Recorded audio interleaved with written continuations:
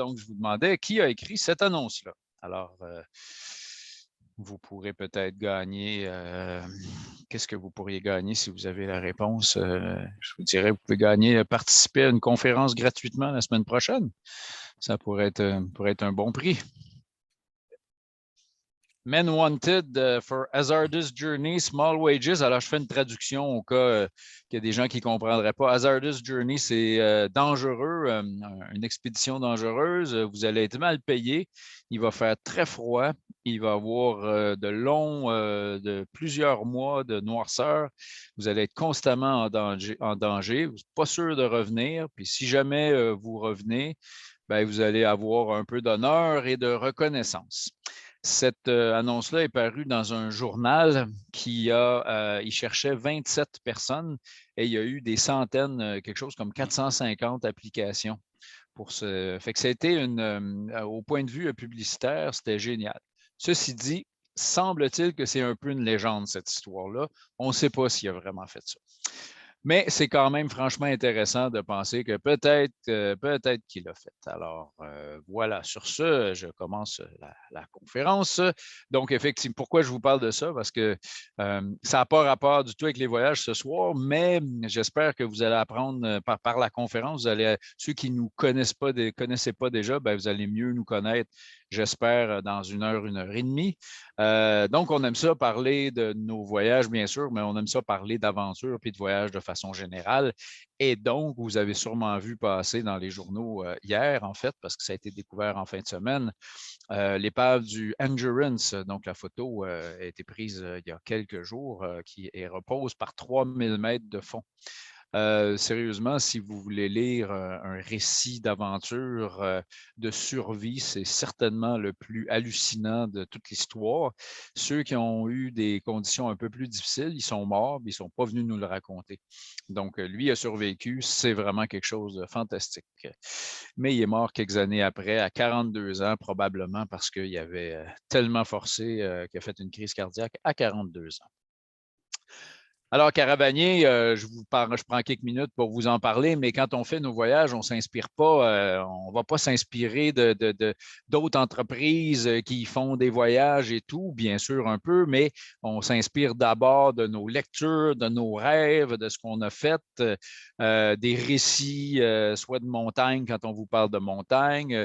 Moi, j'ai beaucoup aimé le livre Léon l'Africain parce que c'est comme complètement fou. Si vous voulez lire un livre où le protagoniste se retrouve dans tous les événements de l'histoire pendant à peu près 75 ans. C'est fantastique. Endurance, je ne l'ai pas mis là à cause de ce qui s'est passé en fin de semaine.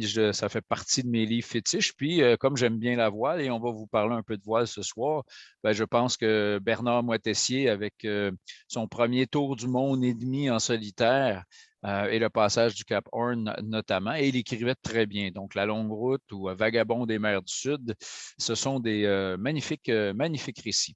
On s'inspire aussi beaucoup de littérature quand même sérieuse, donc Tintin, le Temple du Soleil, Tintin au Tibet. Sachez que Hergé n'était pas du tout un voyageur. Il n'aimait pas ça sortir pour vrai. Là. Il n'aimait pas ça sortir à peine de Belgique, sauf qu'il se renseignait très bien. Et donc, ce qui est dans Tintin, sauf l'histoire elle-même, est quand même souvent basé sur des choses réelles. Et notamment Tintin, le Temple du Soleil, si vous vous souvenez bien, c'est Tintin et le capitaine Haddock qui retrouvent une civilisation inca qui vit en dehors du temps, qui n'ont pas connaissance de l'existence du monde extérieur. Et ça, c'est basé sur le récit de Manco Inca qui vivait à Choquequirao. Donc, voyage qu'on fait aussi au Pérou, mais ce sont souvent des vraies histoires. Et puis, à l'origine de Caravanier, bon, je ne me suis pas présenté, je suis le fondateur de Caravanier, Richard Rémy. Et puis, en secondaire 4, ben, j'ai vu ce film-là. Ça commence au Népal. C'est pas mal, relativement mal fait, mais c'est un sacré bon film que j'ai revu plusieurs fois. Puis je me suis dit, OK, voilà une idée. Bon, je ne suis pas devenu archéologue, mais je me promène quand même pas mal. De façon un peu plus sérieuse, le Caravanier va avoir 25 ans l'an prochain. Je ne sais pas si on peut dire qu'on va avoir 23 ans parce qu'il y a 2 années qui n'existent pas. Non, dans le fond, ils ont beaucoup existé pour nous ces 2 années-là. On a fait plein de choses au Québec. C'est une photo prise lors de nos 20 ans. On était au Maroc et on avait avec nous plus de 100 personnes qui ont voyagé, en plus des quelques 50 personnes de l'équipe locale là-bas, les guides, les cuisiniers, tout ça. Et on avait invité les gens avec qui on travaille à travers le monde depuis une vingtaine d'années. Donc, vous avez Andonis de Crète, vous avez Babou, Ivan, Tendi, Sherpa, Équateur, Vico Pérou, Ramzo, Tanzanie et toute l'équipe du bureau. On avait fermé le bureau pour 2 semaines. Et donc, je ne pense pas qu'il y ait beaucoup d'entreprises qui ont fait ça. C'est un moment magique, mais je trouve ça intéressant en tout cas, ça exprime bien nos valeurs. Après 25 ans, je vous dirais, un de nos souhaits, mais on travaille fort pour que ce soit une réalité. Moi, si je m'inscrivais dans un voyage comme ceux qu'on offre, une des premières questions que je poserais, c'est à quoi ressemble le groupe? En tout cas, c'est une question que moi, je me poserais. Puis rendu à l'aéroport, quand je rencontre la gang, bon, ils vont être comment et tout, c'est normal. Et donc, une des questions, c'est mais vous laissez tout le monde venir? Vous faites comment pour faire la sélection? Bon, évidemment, on n'a pas un examen écrit puis un examen physique, on ne peut pas faire ça. Sauf que vous n'avez pas le choix de nous appeler. Caravani, ce n'est pas une grosse entreprise. On n'a pas des milliers de voyageurs. Donc, on parle à tout le monde. Ces temps-ci, ça prend plus qu'une journée parce qu'on est un peu à court de personnel comme tout le monde. Ça revient tranquillement, fait que soyez indulgents. Ceci dit, être un peu sélectif, c'est justement, si on se parle, ben, vous allez pouvoir nous montrer, nous dire ce que vous voulez. Puis nous, ben, peut-être qu'on va vous diriger vers un autre voyage que celui auquel vous aviez pensé, mais c'est ça le privilège d'être sélectif. Puis après 25 ans, ben, on ne court pas après tout. Donc, par exemple, on ne va plus au camp de base de l'Everest. On considère qu'il y a des circuits plus authentiques, plus intéressants. Puis voilà, c'est un choix d'entreprise. Je prends 30 secondes pour vous dire à quoi vous attendre de cette conférence. On fait un marathon de conférences depuis quelques semaines. Pourquoi? Bien, ça fait 2 ans qu'on n'a pas fait de voyage à l'international. Et puis, si on vous fait une conférence sur le Pérou, bien, vous allez oublier qu'il y a l'Équateur, qu'il y a la Patagonie, qu'il y a la Bolivie. Puis, si on vous fait une conférence juste sur la Bolivie, bien, il va y avoir 15 personnes. Donc, on a choisi de vous montrer plusieurs voyages. Ce soir, il y en a 7 ou 8 pour vous donner une idée de l'ambiance et pour vous, j'espère, vous intéresser à aller un peu plus loin. Et donc, ce soir, vous allez en comprendre un peu, mais vous n'aurez pas tous les détails. Alors, je ne pense pas que ça va vous permettre de faire un choix définitif, mais ça devrait quand même bien vous orienter. Parmi les choses aussi que je pense qui sont le but de la conférence ce soir, c'est, bon, un, que vous connaissez mieux Caravanier, puis on essaie beaucoup de faire les conférences à plus qu'une personne parce que, en plus, c'est plus diversifié, on change de ton, on change de style, ça permet de reprendre son souffle un peu. Et vous, ça vous permet de mettre une voix, c'est-à-dire une image derrière les voix que vous entendez si vous appelez au bureau. Donc, puis ça vous donne une idée de la personnalité des gens qui sont avec nous, donc un peu notre style. Alors, voilà un peu pour la conférence. Et ce que j'espère qui va être évident, c'est pourquoi vous allez partir avec Caravanier à la fin de la conférence. Je ne vous présente pas l'équipe en détail, mais sachez que l'équipe Caravanier, c'est environ, en temps normal, une dizaine de personnes au bureau, plus 10-15 personnes qui guident à temps plus ou moins partiel ou plein. Ce n'est donc ni une petite équipe, ni une grosse équipe. Ça nous donne ce privilège-là, ou ça vous donne le privilège de parler souvent avec des guides, mais ou des gens qui sont très, très près du terrain. Et puis, comme on a quand même une bonne équipe, bien, ça nous donne, parmi l'équipe, on en a fait des pays, on en a des connaissances, puis on a un chiffre d'affaires assez intéressant pour avoir quand même de l'ambition. Bref, c'est une taille d'entreprise qui convient très bien à ce qu'on fait. Je précise aussi qu'un guide ou un spécialiste voyage, chez nous, ce n'est pas un accompagnateur de voyage. On ne s'en va pas là pour traduire de l'espagnol au français. Si vous faites du kayak, vous allez avoir un vrai kayakiste, ce qui ne veut pas dire que vous n'êtes pas avec un guide local aussi. Mais le guide caravanier, c'est un kayakiste comme c'est quelqu'un qui sait mettre des crampons et utiliser un piolet en montagne. Mais avant tout, c'est d'abord un voyageur. Donc, il n'y a pas personne chez nous qui fait des travaux sans être quelqu'un qui, à la base, voyage. D'ailleurs, moi, je passe souvent les entrevues, puis je dis, ben, t'apportes ton passeport, ça, c'est ton meilleur CV. Donc, on fait des repérages. Évidemment, on travaille avec les équipes locales, donc on fait souvent les repérages ensemble. Ça nous permet de les connaître. Ça leur permet à eux de nous connaître. Gros avantage, c'est que, évidemment, on évalue les voyages. Alors, on est toujours en train de peaufiner les voyages. Ce soir, on vous présente les nouveaux voyages, mais il y a des voyages qu'on fait depuis 20 ans. Donc, dans nos voyages 20 ans, les choses qui n'allaient pas bien, on les a pas mal éliminées. Puis, évidemment, les choses changent dans le monde. On donne des formations aussi aux équipes locales, des formations de premiers soins, de leadership, des choses comme ça. Et puis, par plaisir, on est toujours en train de chercher, de remettre en question, d'ostiner. En tout cas, moi, je fais ça souvent et j'aime beaucoup faire ça. En 2022, avec ce qui se passe sur la planète, et je n'ai pas besoin de vous faire une énumération, je pense que voyager pour montrer les belles choses du monde, c'est essentiel plus que jamais pour vouloir les protéger. Et l'autre chose, une fois qu'on a vu que les choses étaient belles, il faut agir pour les protéger. Donc, ce n'est pas du tout galvaudé ce mot-là chez nous. Éthique, moi, je m'en occupe, ça fait beaucoup partie de mon travail, l'environnement.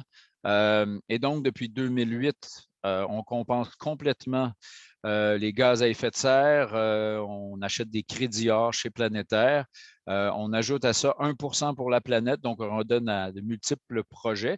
Et aussi, on fait des levées de fonds ponctuelles. Donc, on a construit une école en 2001, on a construit une école au Népal. Puis suite au tremblement de terre, on a levé environ 100 000 pour construire un centre communautaire parasismique. Donc, il y a des ingénieurs, des architectes qui se sont impliqués bénévolement. Donc, on redonne 2,5 de notre chiffre d'affaires. Et je me dis toujours que si Google, Apple et compagnie redonnaient 2,5 de leur chiffre d'affaires, on réglerait beaucoup de problèmes. Alors, sachez que tout ça, c'est inclus dans les prix. Ce n'est pas une question de choix. Est-ce que je veux compenser ou non? Non, c'est inclus dans nos prix. C'est vraiment une prise de position claire par la compagnie. Ce soir, pas exceptionnellement, mais depuis 2 ans, vous savez que beaucoup de pays dans lesquels on travaille n'ont pas la chance d'avoir un filet social comme nous, on a. Alors, on fait une levée de fonds. Vous allez recevoir un lien à la fin dans les prochaines heures, prochains jours, savoir comment vous avez aimé la conférence. Puis, il va y avoir aussi un lien. Alors, on est à quelques milliers de dollars de notre objectif. C'est peu, hein, considérant tous les pays dans lesquels on travaille, mais ça a donné un coup de main quand même depuis 2 ans. Puis là, on espère rapidement retourner les voir.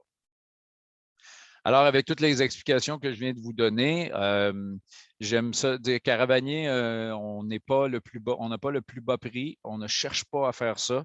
On n'est pas les plus hauts non plus. Je pense qu'on essaye vraiment de chercher le juste prix en payant à la fois les gens qui travaillent chez Caravanier, les gens avec qui on travaille un peu partout, et puis redonner, comme je vous ai dit, à ces différents organismes-là.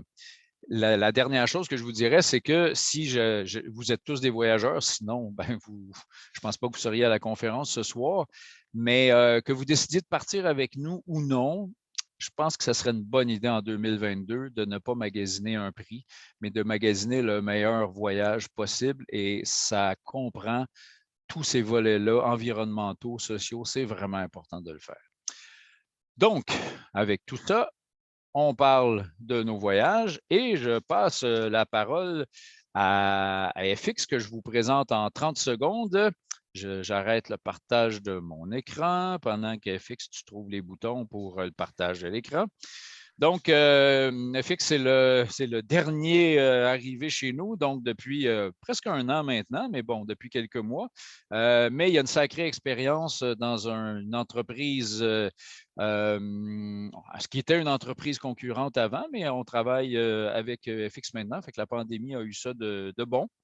Fait que je te laisse parler des Canaries, puis tu diras de quoi tu parles après. Donc, c'est toi qui fais les 2 prochains, FX. À toi. Parfait, merci, bonsoir tout le monde. Et je commence tout de suite en vous demandant si vous voyez la bonne chose à l'écran. Est-ce 2 images ou une seule? Team, dites-moi. C'est une seule. Ouais. Ah, Merci. Génial. Donc, les Canaries. Donc, les Canaries, ça fait des années, je vais parler au jeu particulièrement là, mais ça fait des années que je l'opère ou je l'opérais via une autre entreprise, disons. Et maintenant, on a amené la logistique et la connaissance de la destination dans le cœur de Caravanier, mais on a changé l'esprit, changé l'itinéraire. On l'a mis vraiment à la sauce de notre agence. Donc, voilà ce que je vous présente ce soir. C'est un voyage qui a déjà 2 groupes. Un qui a déjà fait la route en octobre, un qui part éminemment en avril. Donc, c'est un voyage qui commence déjà aussi à avoir une certaine maturité dans sa version actuelle. Et donc, l'on nomme la trilogie volcanique, à défaut de l'appeler la trilogie insulaire, puisqu'il n'y a pas si longtemps que ça, on voulait faire 3 îles. On se concentrait donc ici sur cette carte, là, vous voyez, sur 3 îles, Tenerife, La Gomera et La Palma. Mais tu sais, parce que nous, des plans B, puis changer des plans, on est bon là-dedans, ben, il y a eu une éruption volcanique en plus de tout le reste. Donc, il a fallu se concentrer sur 2 îles et éliminer La Palma, puisqu'elle est en éruption depuis septembre dernier. Donc, géographiquement, on repère le tout. On est au large du Maroc, donc la plus proche des îles à l'est, elle est à 100 km environ de la côte marocaine. Plus précisément, on est en face du Sahara occidental. On voit Madère au nord, donc je ne sais pas si vous pouvez se repérer globalement où c'est. Mais globalement, on est en Europe, on est en Espagne. Donc, les îles Canaries, c'est surtout connu pour son ambiance balnéaire, son ambiance un peu comme étant le Cuba de l'Europe. Ce regard-là, ce n'est pas tout à fait celui qu'on aura, malgré qu'on ne va pas non plus ne pas avoir cet aspect-là, mais ça sera très peu dans notre itinéraire. Ce qui nous intéresse surtout, c'est justement cette fameuse trilogie volcanique, ces péninsules, ces îles qui sont constituées par une origine géologique volcanique. Donc, on se concentre sur l'île de Tenerife et l'île de La Gomera, plus précisément dans la péninsule de Teno et d'Anaga. Donc, on est vraiment dans les extrêmes nord de l'île de Tenerife. Puis une belle et longue immersion, une bonne semaine sur l'île de La Gomera, qui est une petite île assez isolée dans l'archipel et qui a sa culture endémique quand même. Donc, j'y reviendrai un petit peu plus en détail avec ça, mais La Gomera, coup de cœur, qui va vraiment nous faire une belle immersion dans le territoire. Quelques petits coups d'œil là, sur ce type de végétation, type de climat qu'on a. Les Canaries sont réputés comme étant pour avoir un printemps annuel, c'est-à-dire des conditions climatiques et thermiques qui sont très confortables et très modérées, 20-25 à peu près à longueur d'année, avec quelques petits pics un peu plus froids en décembre, janvier, un petit peu plus chaud au cœur de l'été, mais ça reste qu'à cause des courants, entre autres l'alizé, les alizés qui viennent du nord, et un phénomène d'inversion thermique à cause des massifs volcaniques, eh bien, ça fait qu'il y a toujours ces masses de nuages qui sont concentrées principalement sur le nord des îles et qui fait que c'est un climat luxuriant, frais et relativement humide. Par contre, au sud de ces mêmes îles, sur une échelle très petite quand même, puisque, bon, Tenerife, en 100 km, on l'a traversé, eh bien, sur le massif sud des îles, on est dans un univers volcanique, sec, qui nous amène complètement ailleurs. Donc, c'est vraiment particulier, cet archipel, et c'est ce qu'on va essayer d'aller explorer là, pendant nos 12 jours que dure le voyage. Les Canaries, on essaie aussi de porter un regard axé sur cette culture qui est particulière, donc une culture qui... Bon, l'histoire est longue des Canaries, mais si on peut résumer ça, ça faisait partie des routes de commerce, dans le commerce triangulaire au 16e-17e siècle. C'était une halte entre les marchands d'esclaves de l'Afrique, les richesses de l'Amérique et les métropoles européennes. Donc, c'était vraiment au croisement de tout ça, ça cassait la route. D'ailleurs, Christophe Colomb a fait escale aux Canaries lors de sa traversée de 1492. Donc, on va retrouver un peu un mélange de tout ça. On va trouver une âme sud-américaine, particulièrement avec un rapprochement avec Cuba et le Venezuela pour des vagues d'immigration récentes au courant du 20e siècle. On va retrouver l'âme et le beat africain, un peu très relax, très cool, je vous dirais. Et quand même l'Europe moderne avec, évidemment, puisque ça fait partie de l'Espagne. Il y a 1,2 million d'habitants quand même qui vivent sur l'île, mais c'est très rural globalement et c'est cette ruralité-là qui va nous intéresser. C'est ce beau mélange des cultures qui fait que je trouve, pour avoir voyagé pas mal un peu partout dans le monde, qui en fait une destination unique à ce niveau-là. Je parlerai un petit peu plus tard de qui encadrera ce voyage, mais ça aussi, ça va faire partie de la belle mosaïque qu'on a pour faire découvrir les îles. Donc voilà, donc je continue avec mon idée de climat ou de végétation quasiment coupée au couteau entre le nord et le sud. On en voit un très bel exemple ici. Là. Vraiment, on est sur la cime, en fait, de la chaîne principale dans la péninsule de Ténot. Et on voit là, vraiment que le climat frais, les masses thermiques des alizés arrêtent quasiment à la crête et de l'autre côté, c'est complètement sec. Même chose sur la Gomera, on voit souvent ces masses de nuages, un peu comme des cascades là, qui coulent. Et donc, c'est le même phénomène. Et c'est cette particularité-là qui fait que ça en fait une destination très colorée, très variée au niveau des palettes de couleurs. On va se concentrer donc sur 4 villages-étapes. Donc, sur un voyage de 12 jours, on essaie de se poser tout le temps à peu près 3 nuits à chaque endroit. L'idée, c'est de faire un peu comme un camp de base et rayonner. Donc, on va le faire dans le nord de Tenerife. On va le faire dans 2 endroits, 2 villages sur la Gomera, entre autres à Goulot ici. Et de là, on rayonne, puis on rayonne aussi avec un esprit de limiter au maximum les déplacements en véhicule. Donc, on a choisi des villages qui sont aux abords ou proches des plus belles randonnées de chaque région.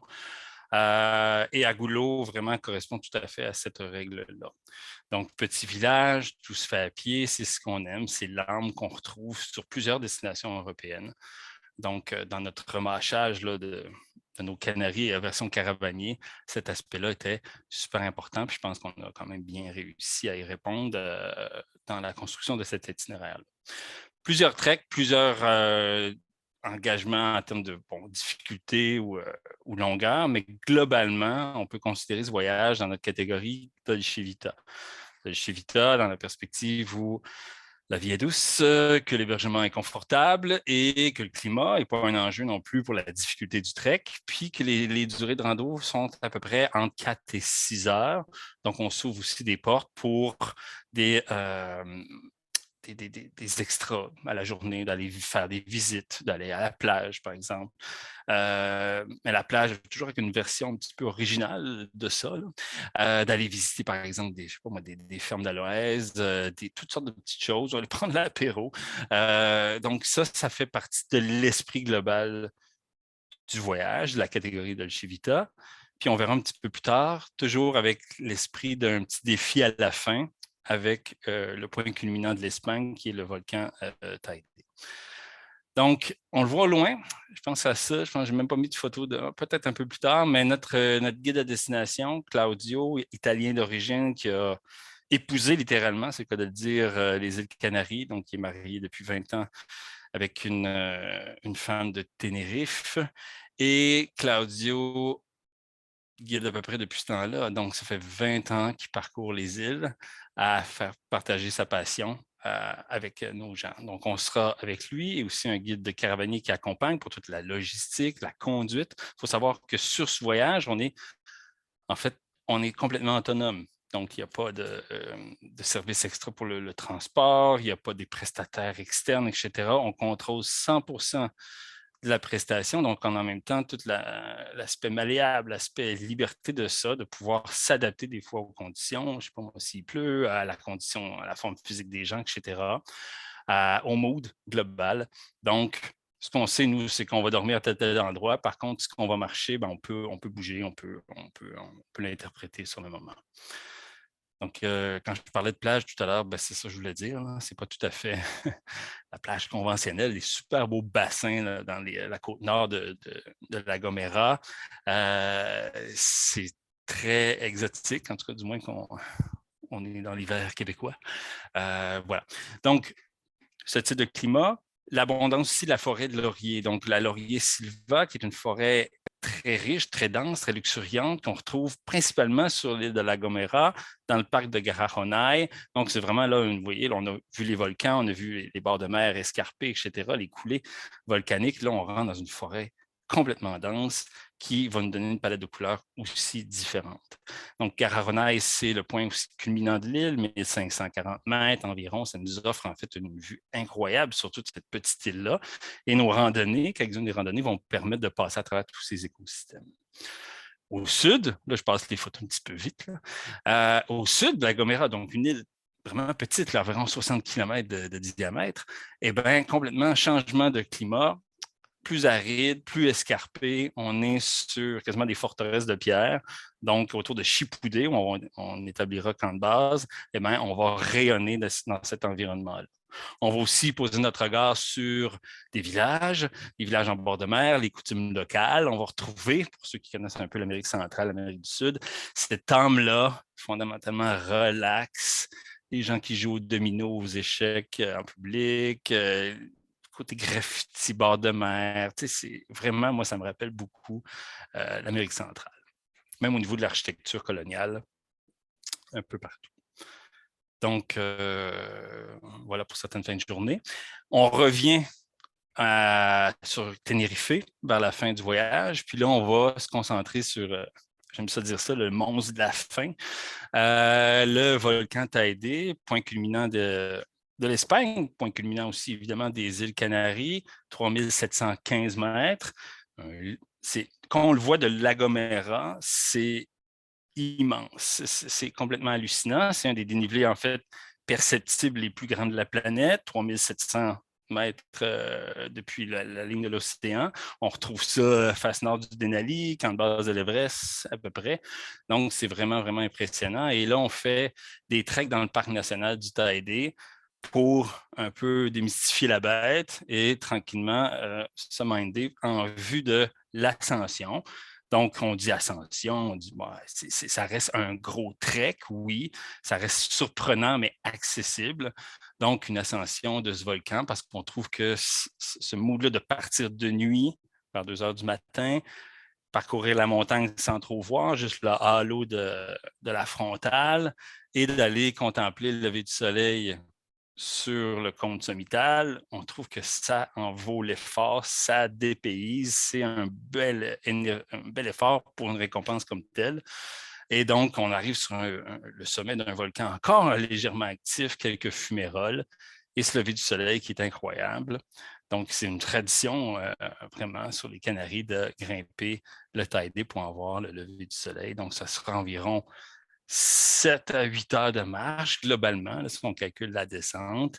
C'est vraiment le trek le plus intense, mais vous allez voir, en tout cas, si on s'en reparle, ben, qu'il y a plusieurs alternatives, évidemment, pour ceux qui trouveraient ça peut-être un peu hors catégorie. Je reviens avec la logistique, je termine avec ça.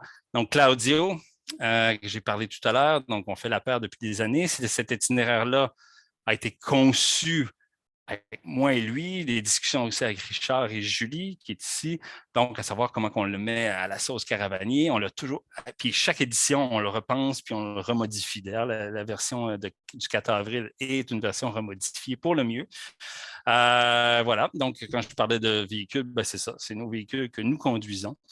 La bouffe, c'est un beau mélange d'influences, les mêmes influences que j'ai pu élaborer tout à l'heure par rapport à l'Afrique, l'Amérique centrale et l'Europe.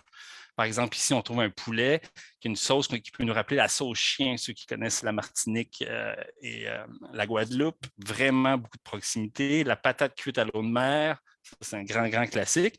Et pour les épicuriens, ben, des petits côtés des bières de microbrasserie. Et oui, aux îles Canaries aussi, la tendance est là. Et des vignes sur des sols volcaniques qui offrent des vins blancs incroyables. D'ailleurs, il m'en reste 2-3 dans mon cellier que je garde pour les grandes occasions. Mais on peut dire qu'aux Canaries, il y a des très bons vins blancs. Et ça nous fera un plaisir de partager cette bonne boisson avec des bonnes tables. Donc, tout au long du voyage, c'est en formule tout inclus, si on prend un terme du Sud. On vous fait découvrir la bouffe soit à travers des restos qu'on connaît ou soit à travers les hébergements, parce que souvent, c'est tenu par des familles et ils font aussi de la nourriture, le service de repas, soir et matin. Puis le midi, c'est des lunchs qu'on concocte, nous, les guides. On va à l'épicerie, on prépare des sandwichs, des plats, des salades préparées. Et on fait des buffets parce que le climat est souvent très bon et c'est très possible de l'offrir comme ça. Hébergement de charme, mais choisi particulièrement pour les liens avec lesquels on a développé à travers le temps, souvent soit des amis Claudio, des familles, etc. Donc, c'est vraiment, on est accueillis les bras ouverts. C'est ce qui est la particularité aussi d'un voyage comme ça, c'est que tout est bien défriché. On rentre tout de suite dans une subjectivité qu'on n'aurait peut-être pas eu l'occasion d'avoir en temps normal si on fait juste passer là, 2 semaines en tant que touriste. Et des fins de journée qui sont toujours très sympas, soit avec un café ou un petit verre. Donc, 2 départs pour l'instant, un 3e en construction pour la fin octobre. Donc, presque complet en fait pour le 4 avril. Quelques inscriptions pour juillet et puis tout ouvert pour octobre. Groupe de 5 à 12 personnes. Voilà. Je prends une pause. J'écoute les questions s'il y en a par rapport. En fait, je ne les écoute pas. Quelqu'un va les lire. Oui, non, c'est bon. Tu peux enchaîner. Oui, je sais, le timing. Ah, ça, je me pars une minuterie, tiens. Fait que Japon, oulala, un autre, comment dire, une autre spécialité, disons, que j'avais, qu'on a intégré à l'équipe Caravanier qui a été repensée. On s'est concentré ici sur, vous voyez les étoiles, là? Donc sur le centre du Japon, l'île d'Honshu, où il y a le plus grand massif de montagnes du Japon, les Alpes japonaises, qui vont dépasser légèrement les 3000 mètres, et le fameux mont Fuji qu'on va faire comme le fameux monstre de la fin des Canaries. Ça prenait le monstre de la fin du Japon. Vue globale sur l'itinéraire, OK? Mais ce qu'il faut retenir de tout ça, c'est 3 pôles de trek. Au sud à l'ouest, sud-ouest, le Kumano-Kodo, un pèlerinage dans une région relativement chaude, humide du Japon. Un trek dans les Alpes, 6 jours en autonomie, de refuge en refuge. Et le mont Fuji. Là-dedans, on aura l'occasion de passer à travers des belles villes comme Kyoto, Matsumoto et Tokyo. Le trip du Japon, ça remonte à loin. Chez moi, c'est presque 20 ans maintenant, où je ne sais pas si vous voyez à gauche, là, j'ai eu l'occasion d'ouvrir un restaurant japonais là-bas avec des investisseurs japonais. Je résume ça à toute qu'une expérience. Donc, allez lire Amélie Nothomb, Stupeur et tremblement, c'est à peu près le résumé de mon année passée là-bas. 10 ans plus tard, je m'en suis remis. Et puis, j'ai décidé de refaire le Japon, mais sous l'angle touristique, avec mon ami Camille, un gars d'origine suisse qui a vécu quelques années en Gaspésie. J'ai connu en Gaspésie parce qu'il est guide de ski et avec qui on a construit l'itinéraire que je vous présente là. Donc, vraiment un complice de longue date, un peu comme Claudio, et qui va nous faire, à sa façon, découvrir le Japon, toujours aussi accompagné d'un guide caravanier qui permet toujours d'offrir 2 rites, 2 visions, la logistique, etc. Chacun se dispatche les tâches. On va tomber dans un Japon qui est plein de contradictions, je pense que c'est le terme qui qualifie le mieux le Japon à travers ses folies, ses extravagances, ses traditions. Donc, je vous ai mis des images qui représentent un peu ça. Le train aussi, puisque ça englobe tout ça, cette espèce d'ultra-modernité en contraste avec une ultra-tradition. Par exemple, ici, la fabrication du thé, la tradition du thé matcha, par exemple, ça prend 15 minutes de faire un thé, voire 20 minutes avec tout le protocole, etc. Donc, on va rentrer dans ce Japon ultra-trad et ultra-moderne. Quand on part, on part pas malheureusement pendant la période de floraison des cerisiers, parce que pour faire ces 3 beaux treks-là, il fallait une conjoncture de climat. Donc, c'est septembre. Chaque année, dans les prochaines années, là, regardez ça, 1 ou 2 départs pour le Japon, puisque la saison qui permet de faire les 3 treks en même temps est vraiment du début septembre à la mi-octobre, à peu près. On se concentre donc, comme je vous ai dit tout à l'heure, sur des villes aussi. Donc, on arrive à Kyoto. On va donner un regard plus traditionnel, traditionnel, oui, à cette ville, puisque c'est l'ancienne capitale impériale du Japon, capitale aussi spirituelle. Donc, on va passer 3 jours à explorer la ville en vélo, en bon vieux vélo chinois. Et ça sera un mode actif, mais pour vraiment faire une immersion culturelle. On se disait que pour être apte à faire tout le reste du voyage de 3 semaines, il fallait un cours 101 de culture japonaise et on va le faire pendant ce séjour à Kyoto. On va vraiment rentrer dans toutes les traditions, tous les codes, les salutations, une base de langage avec Camille, puisque ça fait 10 ans maintenant qu'il vit là-bas, il a parfaitement intégré la culture et la langue. Voilà, Kyoto, donc c'est merveilleux, il y a plein de choses à voir. On pourrait rester en fait des semaines là-bas, on va se concentrer sur quelques endroits. Moi, ce qui m'a fasciné le plus au Japon, c'est les machines distributrices. C'est ce côté fou un peu, là, de multilumière, d'ascenseurs qui te parlent, de machines distributrices qui te remercient d'avoir acheté un Coca-Cola. Donc, c'est cette folie-là. Et cette folie-là ouvre la porte vers aussi une autre folie, mais un petit peu plus positive, c'est-à-dire la nourriture, tout l'aspect culinaire du pays.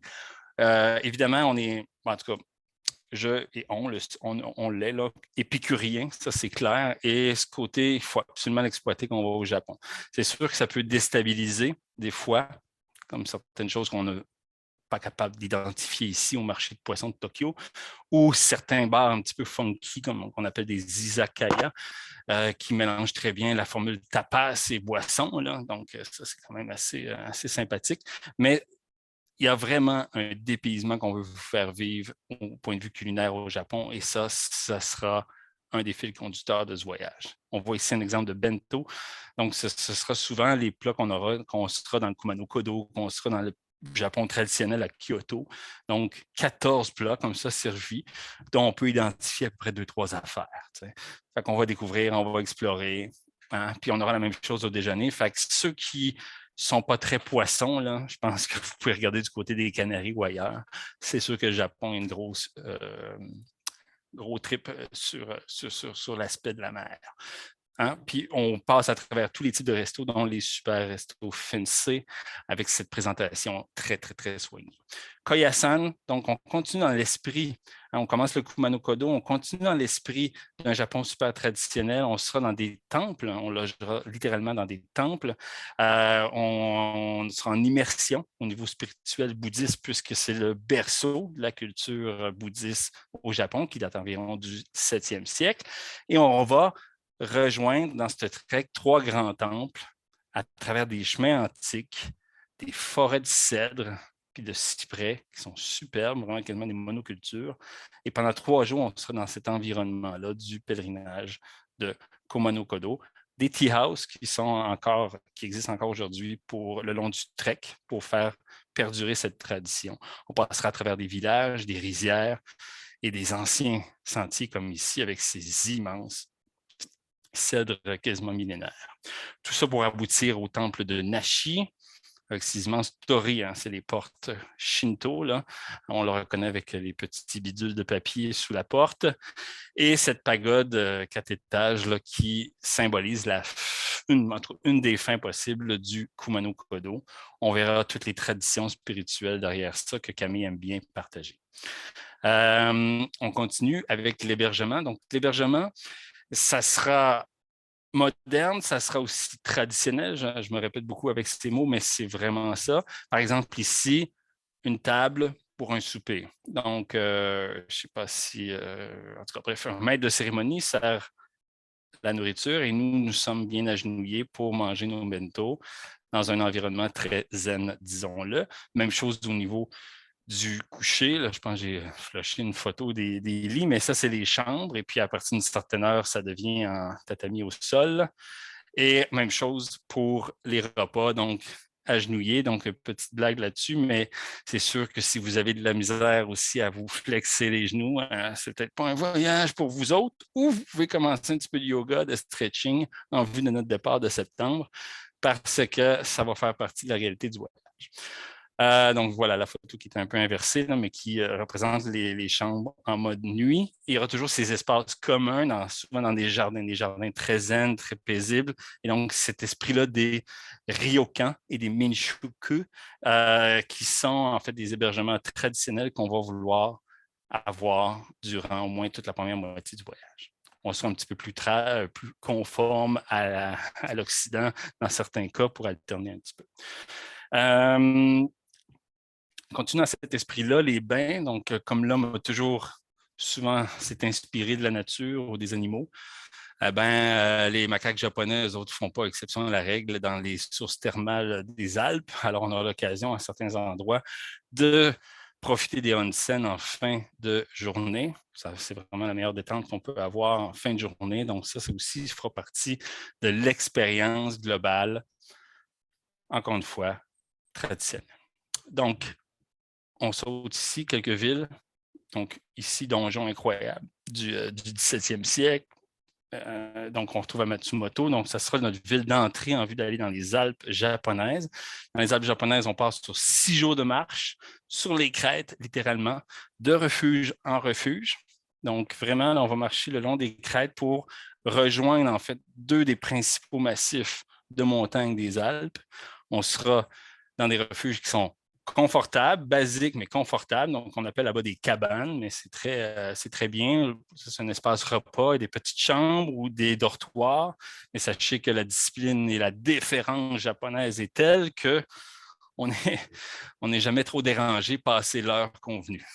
Donc, quand je dis sur les crêtes, des fois, c'est escarpé, mais c'est souvent a priori des vues 360 qui sont hallucinantes. Donc, 6 jours en autonomie pour traverser finalement de Matsumoto jusqu'à Takayama. Donc, autre belle ville ancienne du Japon. On passe un peu de temps là, on se repose et on part pour le monstre de la fin, le Fuji. Donc, point culminant des îles, on va dire des îles du Japon. Le Fuji qui fait presque un petit peu plus haut en fait que le Taide. Le cône que tout le monde connaît, cône volcanique incroyable. On se pose à mi-station, en fait, c'est la station 5, à mi-montagne, je veux dire, à 2400 mètres. On se pose dans un refuge qu'on connaît bien depuis quelques années et Ascension qui va aussi partir de nuit dans le but de voir le lever du soleil, pas nécessairement au sommet, mais en cours de route. Question de ne pas être trop brûlé là, pour le reste à Tokyo. Et c'est une belle et longue ascension, mais qui en vaut grandement la peine. On fait le tour de la caldeira, on s'ouvre à toute la vue qu'on a à partir de ce point culminant. On peut même voir par temps clair Tokyo au loin. Et le voyage se termine à Tokyo. Donc, on aura vu le côté ancien, le côté traditionnel. On sera là dans un regard complètement moderne sur le pays. Tokyo, c'est 35 millions d'habitants avec les agglomérations voisines. C'est la population du Canada. C'est incroyable. Donc, on vous donnera un regard un peu Blade Runner, version 1982, en allant prendre, par exemple, un apéro sur le top de l'hôtel de ville ici, ou en allant dans Shinjuku et toute sa folie nocturne. Donc, ça sera notre regard de nuit sur Tokyo. Donc, si on résume ça, c'est en fait un pèlerinage, en fait, sur les traces d'un pèlerinage à partir de Koyasan dans Kumano-Kodo, une traversée des Alpes, 6 jours de temps, l'ascension, toujours optionnelle évidemment, qu'on se lance dans des défis comme ça, et 2 villes avec leur opposition. Un départ cette année, parce que c'est limité, on a déjà un groupe privé confirmé juste avant, le 24 septembre.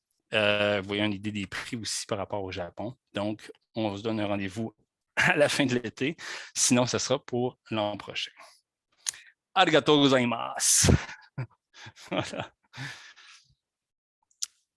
Donc, je ne sais pas si je pourrais répondre aux questions, là, les amis, si, pendant que vous enchaînez. Je vais arrêter le partage. Je pense que Julie a répondu pas mal au fur et à mesure.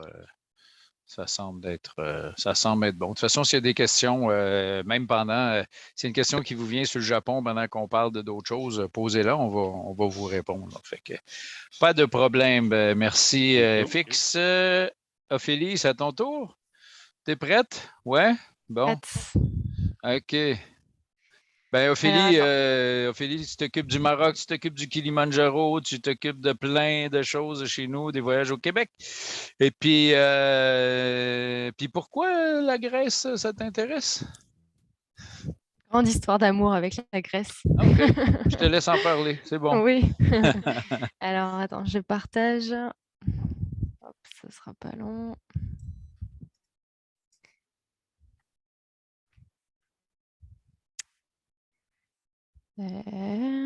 Voilà. Donc, la Grèce. Est-ce que ça fonctionne bien là? Je pense qu'il n'y a pas d'erreur de... Ouais, ok, cool.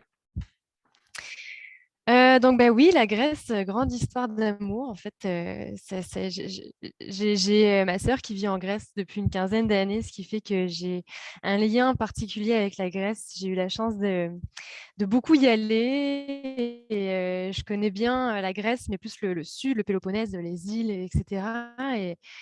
Et quand l'idée était venue de proposer un nouveau voyage en Grèce, on a la Crète qui marche déjà très très bien, mais la Crète, c'est comme finalement un petit pays à part entière là en Grèce qui est tellement grande, tellement de choses à faire qu'il y a encore plein d'autres choses à découvrir. Bah, j'étais très enthousiaste à l'idée de découvrir une nouvelle région. Donc, c'est ça, au fil des recherches, en regardant un petit peu, bah, oui, on est tombé sur évidemment le mont Olympe, qui est le sommet de la Grèce. On y a pensé, sauf que l'ascension demande un peu de notions d'escalade. Puis finalement, c'est pas si intéressant que ça d'y marcher si on veut prolonger le voyage. Et bah, au fil des recherches, je suis tombée sur exactement ce type de pont en pierre. Et personnellement, ça m'a vraiment accrochée. J'ai trouvé ça très charmant, vraiment une architecture très, très caractéristique. Et en regardant d'un peu plus près, bah, c'est là que j'ai découvert que ces ponts-là, on pouvait les retrouver donc, en Épire, qui est finalement bah, la région la plus montagneuse de Grèce, qui se trouve vraiment au nord de la Grèce, quasiment à la frontière avec, bah, en fait, à la frontière avec l'Albanie.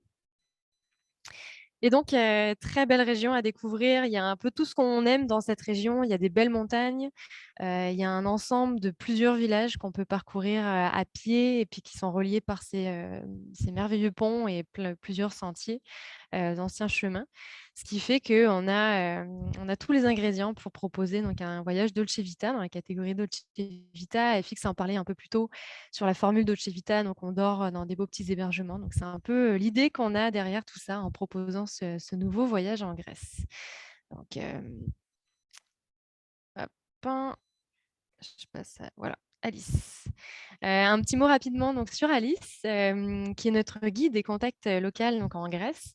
Elle guide depuis plusieurs années. Elle est belge, mais elle vit en Crète depuis une dizaine d'années.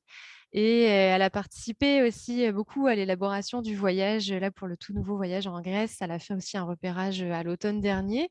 Et donc, elle guidera, accompagnée d'un guide caravanier, le tout premier départ en juin prochain. Alors, notre voyage, il va se découper en 3 étapes. On va arriver, on arrive, on repart d'Athènes. Et la première partie du voyage, ça va être les météores. On va s'y arrêter pour 2 nuits. Ensuite, on va aller rejoindre donc, le massif du Pindre, qui est vraiment là, à la frontière avec l'Albanie, pour notre portion de trek qui va s'étendre sur 6 jours, 6 nuits. Et ensuite, dernière étape, ça va être l'île de Corfou pour notre petite escapade insulaire. Donc, 3 nuits sur l'île de Corfou pour terminer les pieds dans l'eau. Alors, je commence rapidement avec la première étape du voyage, donc les météores. Vous en avez peut-être déjà entendu parler. C'est certainement vraiment une des plus belles curiosités qu'on peut visiter en Grèce. Ça aurait été vraiment dommage de passer à côté en allant dans cette région. En fait, c'est un ensemble là, de piquetons, de pics rocheux au sommet desquels se trouvent des monastères. Donc, il y a plusieurs monastères encore là qu'on a la chance de pouvoir visiter. Donc, il y a un beau sentier qui permet de les rejoindre et qui les relie tous entre eux. Donc, on va prendre le temps de se balader, puis d'aller marcher à travers les monastères, puis d'aller en visiter quelques-uns. Donc, assez impressionnant comme endroit. Avant de passer à la partie trek, je vais juste parler premièrement donc de Corfou, notre dernière étape en fait. Je m'attarderai un petit peu plus sur la portion trek. Donc Corfou, difficile d'aller en Grèce sans visiter une île. C'est sûr qu'on a le choix, il y en a tellement, puis elles sont tellement magnifiques, ça nous permet aussi de changer d'ambiance, puis d'apporter un beau contraste au voyage qui, sur le continent, est beaucoup plus montagnard, alors que là, on va vraiment changer de décor. Donc Corfou, c'est la plus grande île de la mer Ionienne, là, dans la Méditerranée, puis qui est vraiment à cheval entre l'Albanie et la Grèce. On va y rester 3 nuits en fin de voyage, puis on va vraiment rester dans la partie nord de Corfou, qui est vraiment beaucoup plus montagneuse, ce qui va nous permettre d'aller faire de la randonnée. Il y a des belles balades à faire, on a des beaux points de vue évidemment là quand on arrive au sommet de notre balade. Il y a des anciens forts byzantins à visiter aussi. Donc, pour les amateurs d'archéologie, on a plein de choses à visiter. Il y a des moments pour la plage aussi, évidemment. Puis on va aussi passer une journée dans la vieille ville de Corfou pour vraiment flâner, se balader. C'est une ville qui est classée au patrimoine mondial de l'UNESCO et c'est pas pour rien. C'est vraiment à l'ambiance complètement différente de ce qu'on peut retrouver ailleurs en Grèce ou les petits villages typiques des Cyclades. Là, on est vraiment dans une autre ambiance. C'était vraiment le pont entre l'Orient et l'Occident, ce qui a fait qu'il y a eu vraiment une ambiance très multiculturelle, puis il y a beaucoup d'influences dans cette ville en termes d'architecture. Et donc, il y a une influence vénitienne, ottomane, puis encore plusieurs autres influences européennes, ce qui fait que ça se ressent beaucoup. Il y a un petit goût d'Italie aussi à Corfou qu'on retrouve. Rien que dans la nourriture aussi, c'est encore très différent que ce qu'on peut retrouver sur le continent en Grèce. Donc c'est ça pour la dernière partie du voyage. Et donc, je viens à la portion trek. Donc, portion trek dans la région donc, de l'Épire. On va être concentré dans le massif du Pinde et particulièrement dans les Agorias. Donc, les Agorias, c'est un ensemble de 46 villages qui ont tous justement cette architecture très, très caractéristique. Là, tout est en pierre, les routes, les maisons, les ponts, bref. Puis, tous ces villages-là sont reliés entre eux. En fait, ils avaient une certaine ils ont été très prospères pendant l'Empire ottoman. En fait, ils ont réussi à garder une certaine liberté, ce qui a fait aussi qu'ils ont construit des très beaux ponts, il y a des beaux sentiers qui relient ces villages.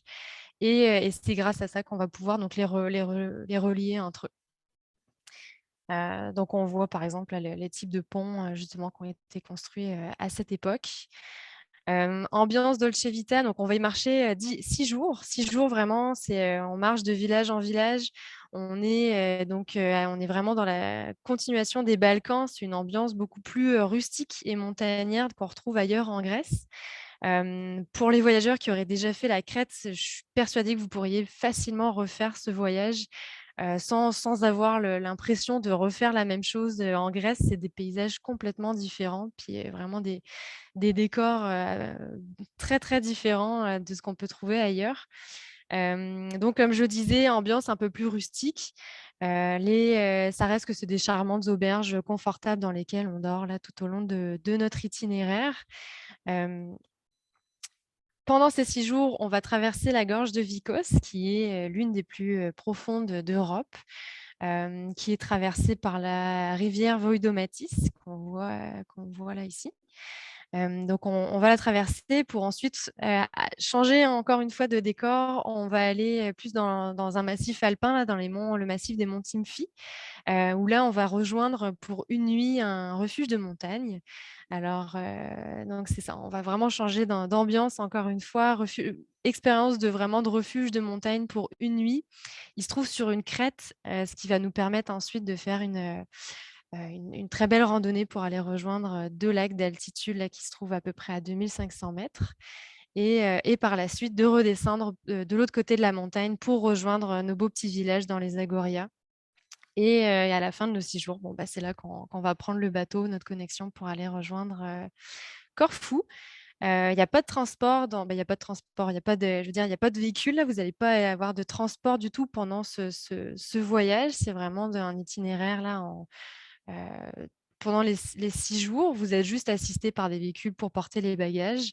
Le reste du temps, la journée, vous portez que votre petit sac de jour. Donc, sauf pour la nuit, donc en refuge, où là, vous allez porter le nécessaire pour 2 jours, une nuit finalement supplémentaire dans le sac à dos, mais le reste, ça sera par véhicule. Alors, je résume, j'ai l'impression que j'ai été vite, plus vite que d'habitude, non? Mais donc je résume rapidement. Niveau 2 pour ce voyage, c'est en 13 jours. Premier départ du 2 au 14 juin confirmé, il reste encore quelques places. Je marquais, c'est ça, pour les gourmands, si vous aviez un dernier doute, c'est pas mal la région qui est assez réputée pour le fromage feta là, avec justement toutes les prairies alpines, puis la liberté qu'on peut y retrouver. Donc c'est ça, voyage, n'hésitez pas. Encore une fois, la Crète, ça déborde, mais il y a d'autres régions en Grèce, puis encore ailleurs en Europe là, qui sont ouvertes et assez tripantes. Je ne sais pas s'il y avait des questions par rapport à ce voyage. Je pense que ça a été répondu au fur et à mesure, Ophélie. Merci, Ophélie. Attends, est-ce que j'ai 2 minutes? Ah oui, c'est vrai, tu m'as demandé ça. Un 2 minutes? Ouais, 2 minutes, promis. Ah, OK, c'est bon. En fait, j'en profite, c'était pas prévu. C'est vraiment le tout nouveau voyage famille. C'est ton voyage de golf, c'est ça? Ouais, voilà. OK. Nouveau voyage famille dans la Sierra de Guara. En fait, c'est ça. Même l'équipe Caravanier, personne n'a trop entendu parler de ce voyage. Je l'ai mis en ligne seulement aujourd'hui, mais c'était le bon moment d'en parler. Donc, pour les intéressés, si jamais, c'est un voyage actif, multi-activités donc on va offrir en Espagne, dans la région, dans le parc naturel de la Sierra de Guara, qui est proche des Pyrénées. C'est un voyage famille qui est accessible à partir de 10-12 ans pour des familles, je parle d'enfants et des parents actifs qui sont à l'aise dans l'eau parce que c'est vraiment le canyoning qui va être à l'honneur sur ce voyage. Puis on parle vraiment d'une activité aquatique. L'idée, c'est de descendre des cours d'eau, rivières, gorges. Il y aura de la marche, bien sûr, mais aussi des sauts, des rappels, des toboggans, là, comme on voit. De la nage, etc. On est vraiment dans un environnement naturel assez spectaculaire. Puis la Sierra de Guara est vraiment de renommée mondiale en fait pour le canyoning. C'est vraiment très beau. C'est un tout petit territoire, mais avec un nombre impressionnant de canyons, ce qui fait qu'on a vraiment de quoi s'amuser. Multi-activité parce que en plus de faire du canyoning, on fait de la randonnée. On va aller visiter un village médiéval. Il y aura de la via ferrata pour prendre un peu de hauteur aussi. Et entre ces journées d'activité, on va prendre des petites journées de repos un peu plus relax. Mais on y a ajouté des petites activités quand même assez passionnantes avec notre guide local francophone qui est vraiment passionné d'environnement. Il va nous faire des petites initiations à l'ornithologie et l'observation des rapaces. Il y aura aussi une journée d'introduction aux plantes comestibles en forêt et médicinales, chose que je suis très contente d'ajouter à ce voyage. Et on dort dans des petites auberges, dans une auberge confortable avec piscine qui sera vraiment notre camp de base pour toute la semaine. Donc bien apprécié des parents et des enfants en général. Puis qui dit Espagne, mais pas que, dit aussi apéro bien mérité en fin de journée. Et c'est ça. Donc des belles journées de plaisir et des bonnes nuits de sommeil garanties.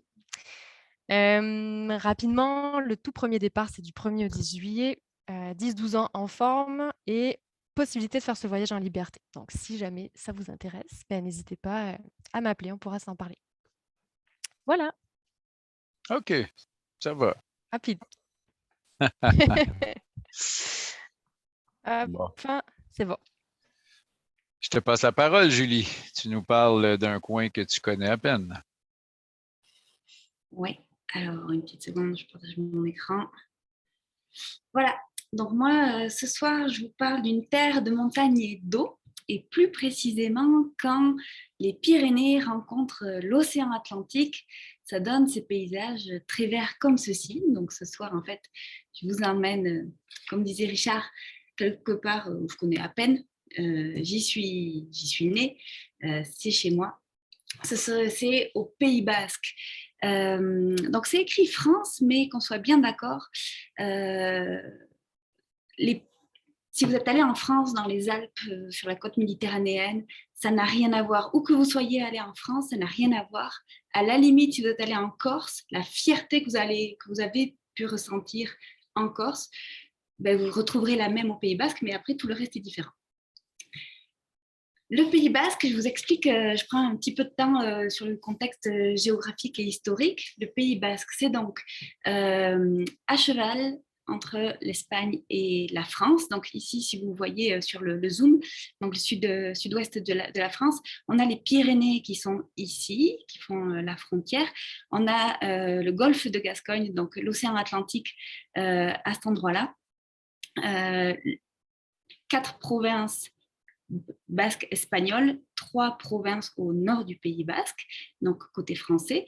L'océan amène de l'humidité, les nuages vont être bloqués par les Pyrénées, doivent se décharger un petit peu de leur poids, donc ça explique, avant de pouvoir passer au sud en fait, donc ça explique pourquoi le versant français du Pays Basque est extrêmement vert et c'est très beau.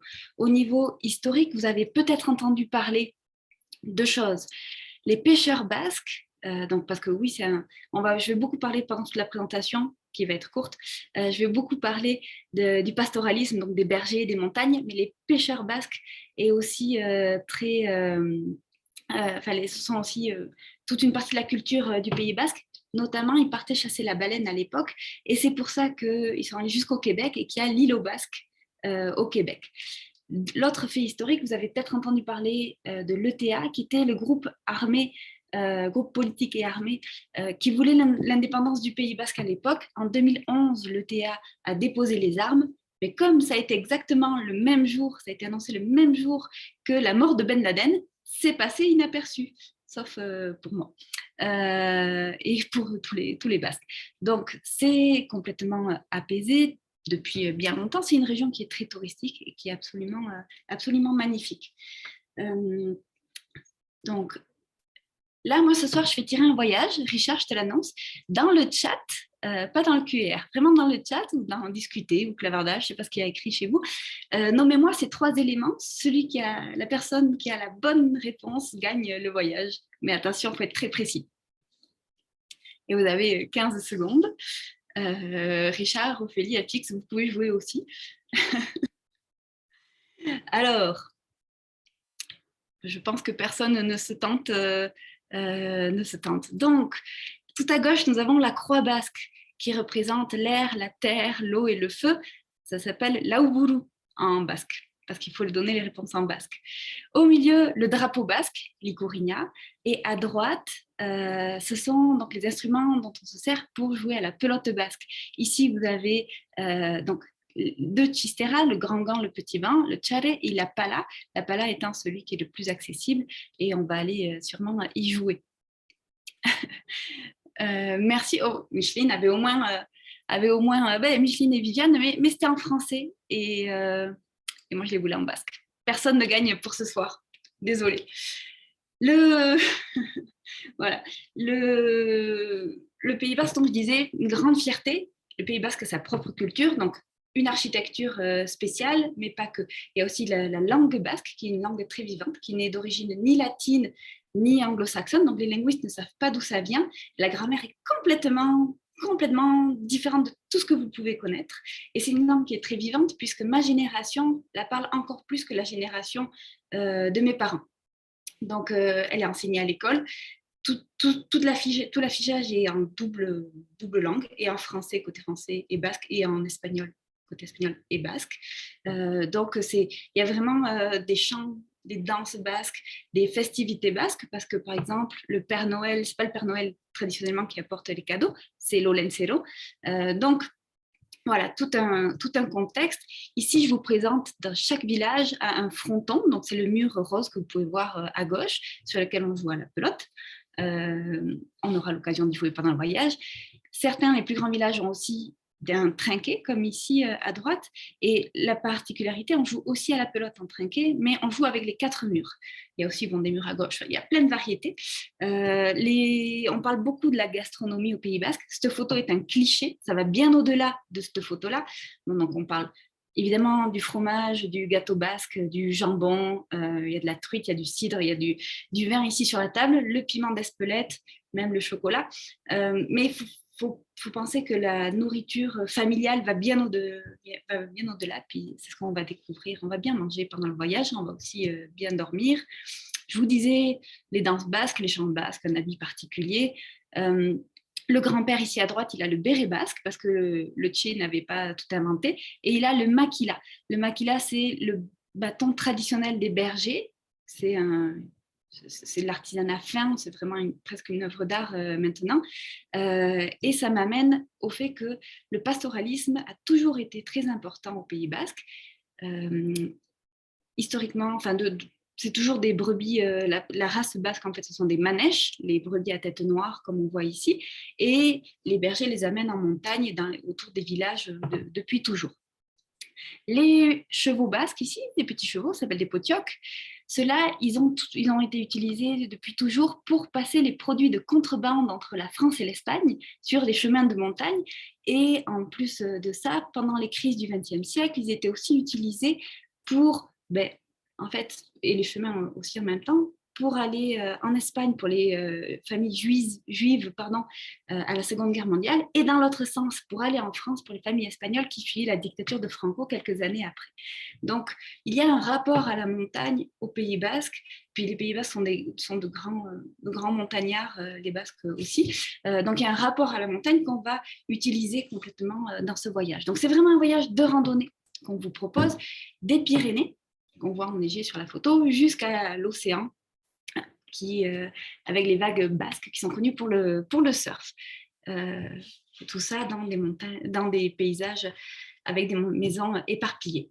Très rapidement sur l'itinéraire, ici on commence la grosse étoile ici, on triche un petit peu, je l'avoue, j'ai triché. On est juste à l'est de la frontière du Pays basque, on est dans la vallée d'Aspe, c'est absolument magnifique, c'est là où on va voir les montagnes les plus hautes.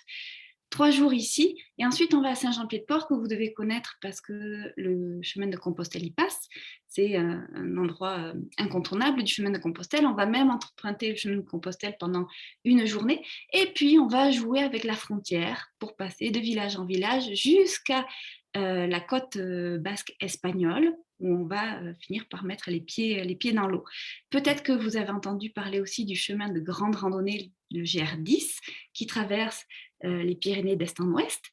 On va prendre quelques bouts du chemin par-ci par-là au fur et à mesure, au fil de nos randonnées.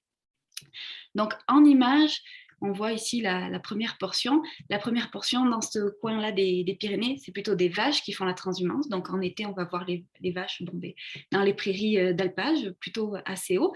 Donc des fromages en conséquence, pas des fromages de brebis, mais des fromages de vaches. Et ensuite, on passe donc à Saint-Jean-Pied-de-Port, où on va rester pour 2 nuits. Donc, dans tout l'itinéraire, on va rester entre 1 et 3 nuits à chaque hébergement, ce qui donne un rythme assez relax. Le niveau, on est à côté niveau 2. Ça veut dire qu'on a des journées, en fait, en moyenne, qui sont entre 5 et 7 heures. Allez, 5h et 6h30, parfois un peu plus, parfois un peu moins. Donc, quand on a des journées un petit peu plus difficiles, après, on fait des journées un petit peu plus faciles, comme par exemple la visite des vignobles d'Irouléguy, qu'on voit là à flanc de montagne. On va se promener, on va visiter la cave aussi. Ça va être une journée un peu plus intense, un peu plus relax justement, avant d'autres journées plus intenses. Donc on passe comme ça de village en village. Je vous le disais, il n'y a pas de camping. On est toujours dans des auberges et des hôtels charmants. On y va en septembre, c'est vraiment, on a laissé passer comme ça l'été où il y a trop de monde. Septembre, c'est encore des journées super ensoleillées. Il fait jamais froid au Pays basque, donc en septembre, on va être en t-shirt en montagne, ça va être super. D'ici, on voit le village où j'ai grandi. En fait, c'est les maisons en bas, là, éparpillées. C'est vraiment là où j'ai grandi.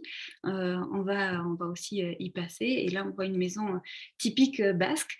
On va dormir dans certaines des maisons comme ça. On a soit des hôtels, soit des auberges. Et les auberges, c'est vraiment des maisons qui ont 100, 200, 300, voire 600 ans. Puisque moi, j'ai grandi dans une maison qui était plus vieille que l'église du village. Et l'église en elle-même était déjà très vieille. Voilà. Et je vous disais, on finit au bord de l'océan Atlantique.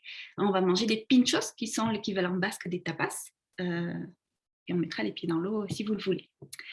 Là, je vous présente Pachi.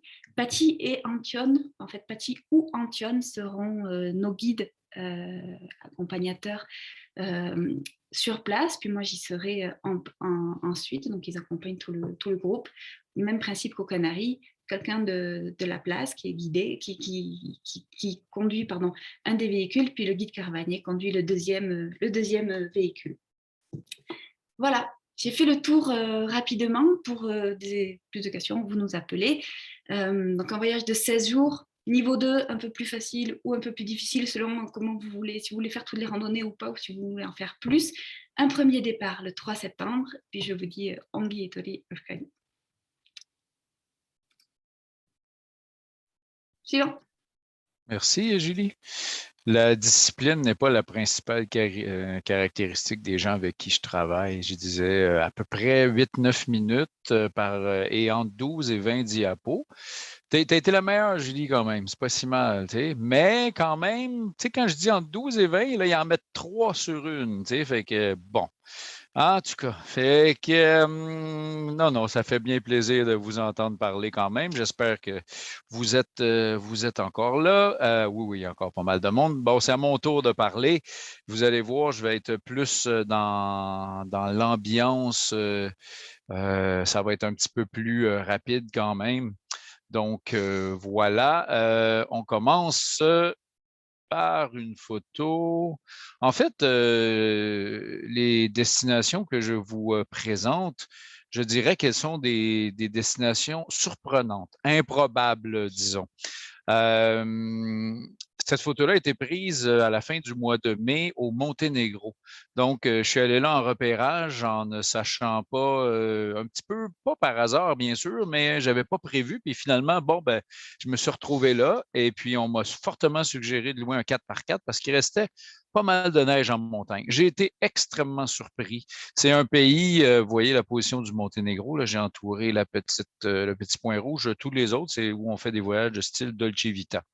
Donc, le Monténégro, c'est un petit pays, mais c'est un pays qui est quand même très montagneux. Il y a l'endroit le plus touristique, c'est la baie de Kotor, qui est le seul fjord d'Europe, soit dit en passant, et c'est la fin des Alpes. Et ce sont les Alpes les plus sauvages de toute la chaîne des Alpes. Ce sont vraiment les plus sauvages.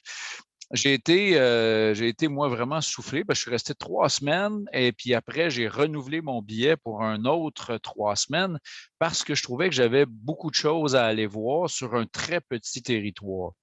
Donc, le voyage qu'on vous propose, à l'image des voyages qu'on fait en Europe, c'est-à-dire qu'il y a le moins de transport possible, mais il y en a quand même un peu. Mais comme c'est un petit pays, on ne va jamais passer des 6-7 heures dans l'auto. Ça va être des 1h30, 2 heures, peut-être 3 heures au début et 3 heures à la fin pour rejoindre les différents aéroports.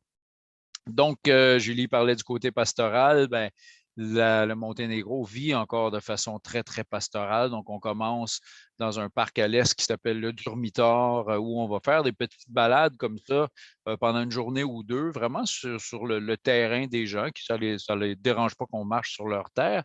Mais tranquillement, on s'enfonce vers les montagnes. Et puis, on a un voyage en juin, puis on va en avoir un autre en septembre. Tu sais, il y a un petit côté, il y a même une portion du Monténégro qui est musulmane. Et c'est franchement, on a une espèce de, comment je dirais ça, on a le feeling d'être en Europe il y a 30 ans. Puis quand je dis ça, c'est avec tous les côtés, c'est-à-dire que c'est quand même très surprenant de rentrer dans un restaurant et de voir que les gens fument encore à l'intérieur. Alors, il ne faut pas s'empêcher d'y aller à cause de ça, bien sûr.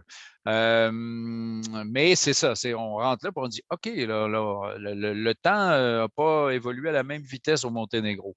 On ne fait pas de camping dans ce voyage-là, donc c'est souvent des hébergements de ce style-là, des petites maisons qui sont franchement très confortables, mais on n'est pas du tout dans le luxe. Évidemment, on a choisi, à cause du charme de l'environnement, des gens qui nous reçoivent. C'est toujours des petits endroits. Vous voyez ici, il y a de la place pour notre groupe puis un autre petit groupe, là.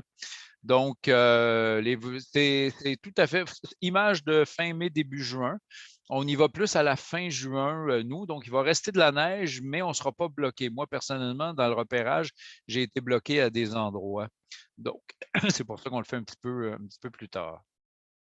Alors, pour ceux qui se demandent quelle sorte de fleur c'est, j'ai une spécialité en botanique. Donc, ça s'appelle des mauviettes. Vous êtes supposé rire. OK? C'est comme, j'espère qu'il y a des gens qui rient à la maison. Ça me faisait penser, ici, on est rentré dans le parc de Proclétillé, donc on est rendu dans la portion musulmane à la frontière de l'Albanie. Et quand je suis arrivé là, j'avais l'impression d'être notamment en Patagonie avec les tours, les montagnes de granit qu'on voit dans le fond ici. On va faire des marches. J'ai aussi trouvé, c'est pas un guide, hein, c'est quelqu'un qui connaît la place parce que quand je suis arrivé là, on m'a dit oui, dans tel village, il y a quelqu'un qui parle anglais. J'ai été vraiment surpris par le côté non touristique. Si je devais vous résumer le Monténégro, je suis certain que dans 10 ans, ça va être un endroit qui va peut-être ressembler à la Croatie, là, qui est un magnifique pays, mais qui est rendu très touristique. Et puis, les premiers qui vont y être allés vont se dire hey, moi, j'étais là quand c'était pas connu. Alors, franchement, c'est une belle découverte. Donc, on a des marches comme ça sur des crêtes. C'est pas du tout difficile ou dangereux ou quoi que ce soit. C'est un circuit niveau 2. Hein. Donc, alors, si vous avez fait la crête et tout, c'est tout à fait pour vous. Je précise par contre qu'au niveau hébergement et nourriture, on n'est pas dans le même style d'abondance et de chambre qu'on peut être là comme les Canaries, comme l'Andalousie, par exemple.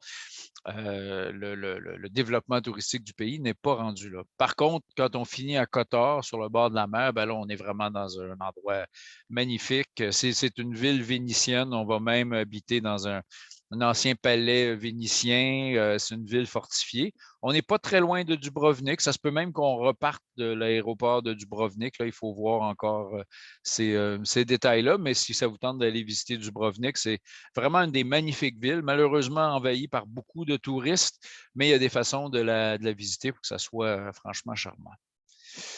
Donc, petite ruelle de Kotor qui rappelle bien les charmes de la vieille Europe.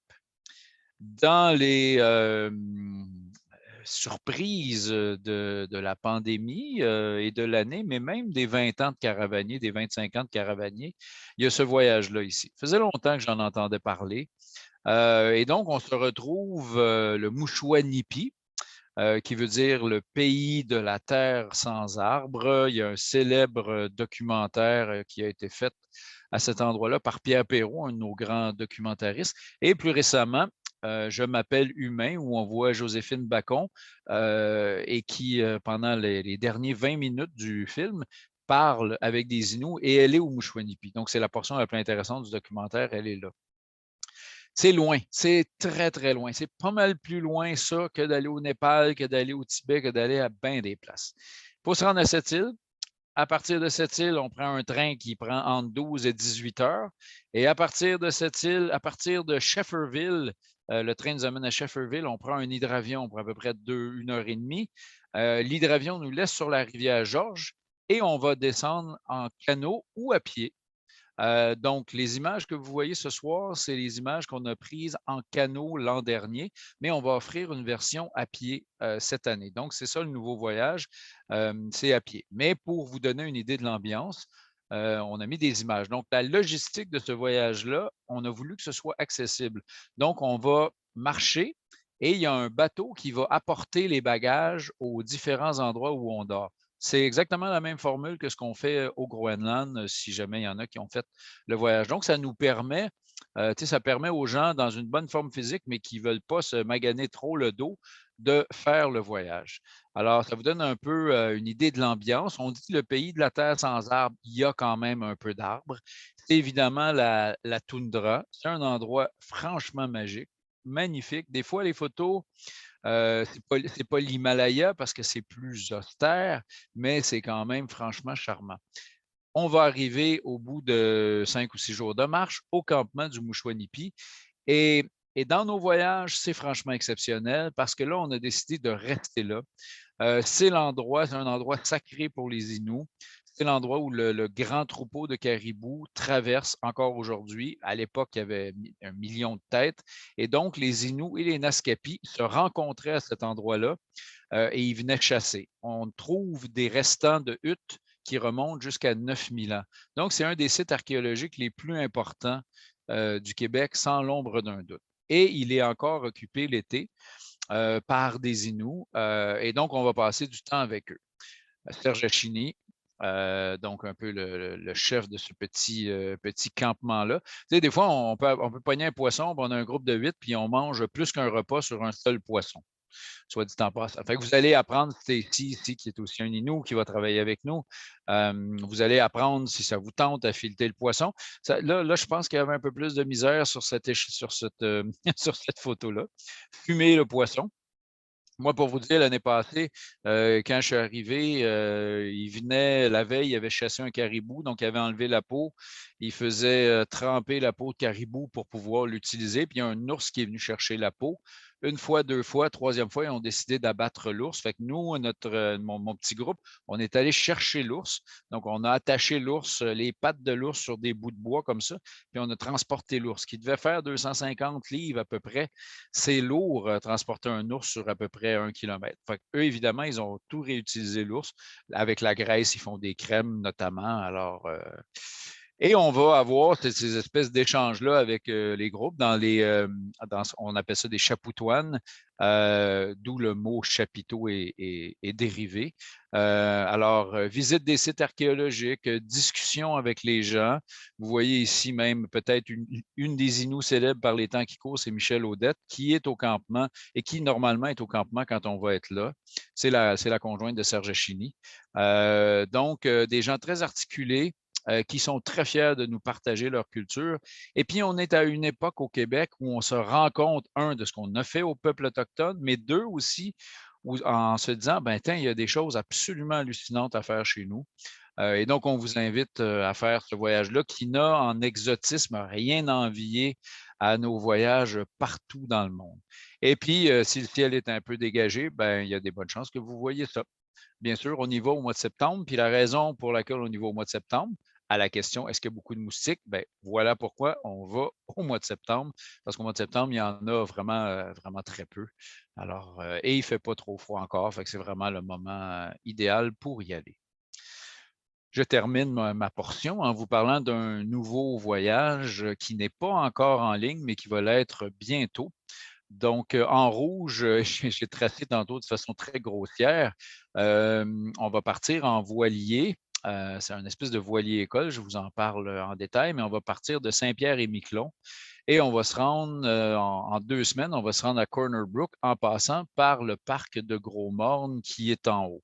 Donc, Saint-Pierre-et-Miquelon, on vous donne rendez-vous là. Fait que si ça vous tente d'arriver quelques jours à l'avance puis vous promener sur les îles, vous êtes bienvenus. On va se promener dans les fjords du sud qui sont accessibles que par la mer, mais où il y a des petits villages. Donc, c'est vraiment, il y a des magnifiques fjords en haut, mais qui sont plus accessibles, alors que nous, on a décidé de se concentrer là. Et puis, avant de revenir à l'aéroport de Corner Brook, bien évidemment, on va faire un arrêt prolongé dans le parc de Gros-Morne. Vous devinez, je n'avais pas d'image, on ne l'a pas fait le voyage encore, donc c'est un peu un voyage exploratoire, mais on travaille depuis quelques années avec l'Écomaris et l'équipage. Donc, j'ai pris des images comme ça pour vous montrer Saint-Pierre-et-Miquelon. Donc, on a vraiment une espèce d'ambiance à la fois du côté de Terre-Neuve, mais du côté français aussi. Petit village, ça c'est un village qui s'appelle le village de François.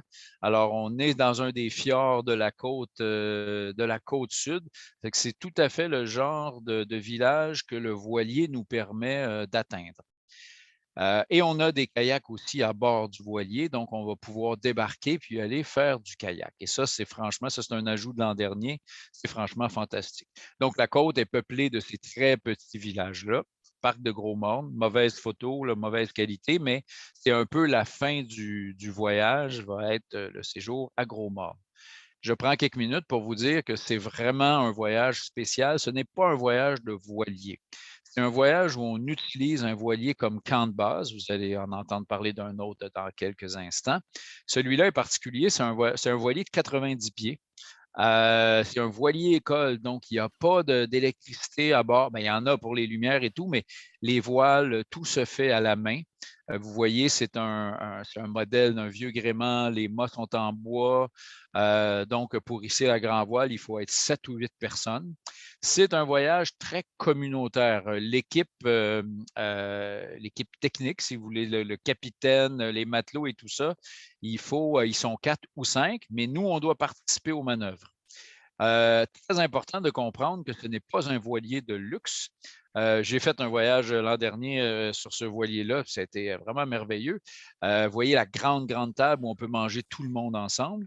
Et les couchettes, ici, sont sur le côté avec cette espèce on appelle ça une toile anti-roulis. Fait que si le bateau penche, et ça se peut quand on est à la voile, ben, vous ne tombez pas.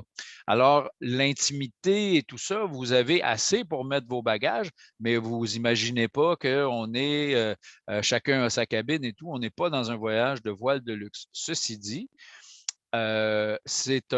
tous nos voyages, puis celui dont on va vous parler tout à l'heure, l'idée, c'est de se servir du bateau pour aller faire des randonnées, pour aller faire des promenades en kayak aussi. Donc, ce ne sont pas des voyages de voile. Évidemment, on va profiter de ça. Vous voyez, ils sont en train d'hisser la grand voile. Alors, faut être une gang. Là, on est en train de monter l'ancre sur un bateau de 90 pieds en acier. Vous devinez que l'ancre, ben, il faut les bras de pas mal de personnes pour monter cette ancre-là. C'est vraiment une très grosse ancre avec une chaîne très, très lourde. Avec donc 2 des capitaines du bateau, Alexis et Jean-Philippe.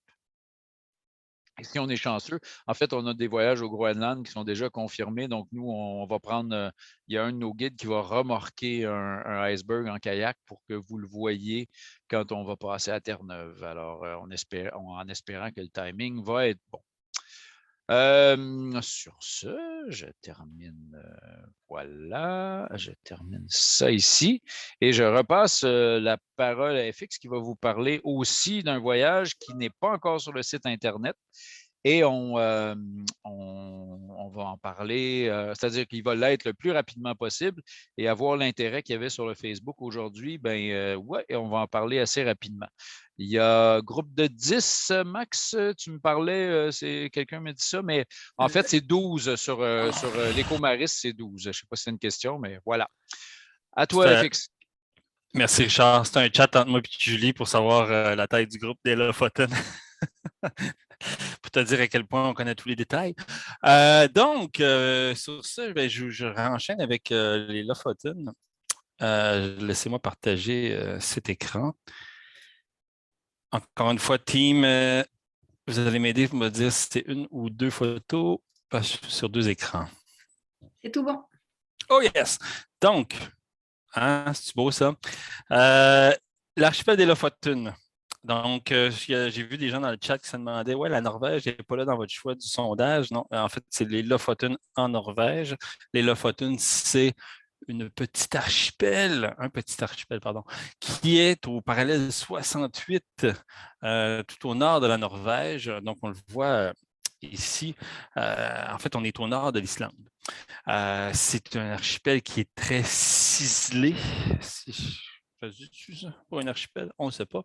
Mais vous voyez, là, c'est que des fjords, c'est très vertical. Donc, c'est pas là qu'on va trouver des terrains de golf. Parce que, bon, voilà.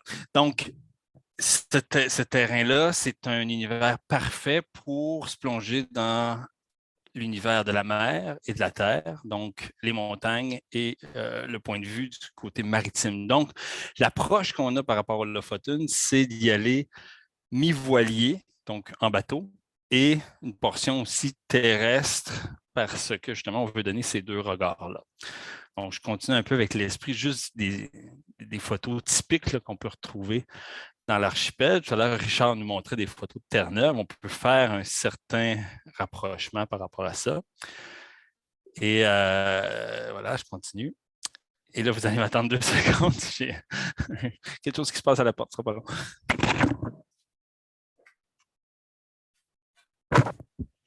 Donc, un jour, Caravani aura mon chat sur le site Internet qui est un grand fan de mes conférences.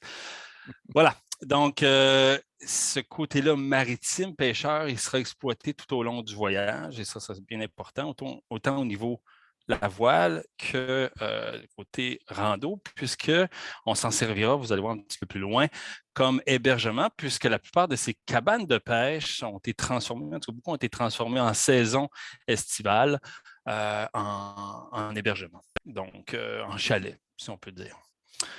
Voilà.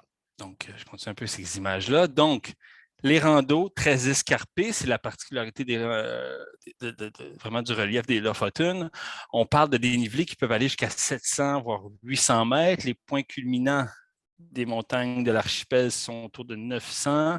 Ça flotte légèrement sous le 1000 mètres d'altitude. Donc, considérant qu'on part souvent du niveau de la mer, ça fait quand même des treks qui sont soutenus.